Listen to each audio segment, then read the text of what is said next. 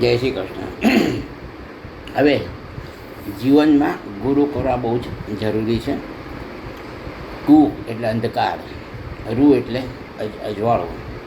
અજ્ઞાનરૂપી અંધકારને જે દૂર કરે એ ગુરુ.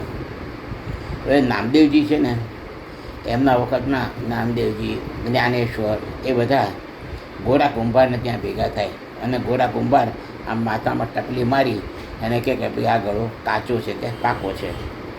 તો ગોરા કુંભાર નામદેવજી જોડે આવ્યા, માથામાં આમ ટપલી મારી અને કહે કે ભાઈ આ ગળો કાચો છે. તો જ્ઞાનદેવને બધાએ પૂછ્યું કે ભાઈ કેમ? કે નામદેવ હજી ન ગુરુ છે, એનો કોઈ ગુરુ નથી, એટલે ગુરુ કરે તો એની સિદ્ધિ પૂર્ણ થશે. એટલે નામદેવજીએ પૂછ્યું કે કોને ગુરુ કરો? તો ગોરા કુંભારે કહ્યું કે તું વિસોબા ખેચરને ગુરુ કર. પહેલાં તો નામદેવજીને આ બધી માથે ટકોરો મારો ને એ બધું થયું એટલે એમનો ઈગો હટ થયેલો, પણ છેવટે એમને પણ અંતર્જ્ઞાન પ્રાપ્ત થયું. અને વિસોબા ખેચરને શોધતા બધાએ કહ્યું કે જાઓ મંદિરમાં બેઠા છે.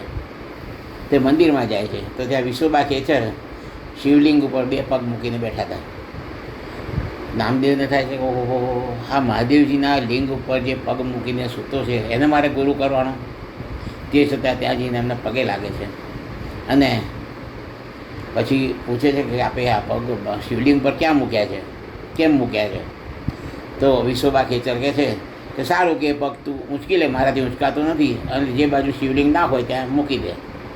એટલે નામદેવજી એ પગ ઊંચકે છે અને જે બાજુ લઈ જાય અને મૂકવા જાય એટલે ત્યાં શિવલિંગ હોય, જ્યાં મૂકવા જાય ત્યાં શિવલિંગ હોય. એટલે ભગવાન સર્વત્ર વ્યાપ્ત છે, આવું એમણે પરોક્ષ રીતે જ્ઞાન આપ્યું.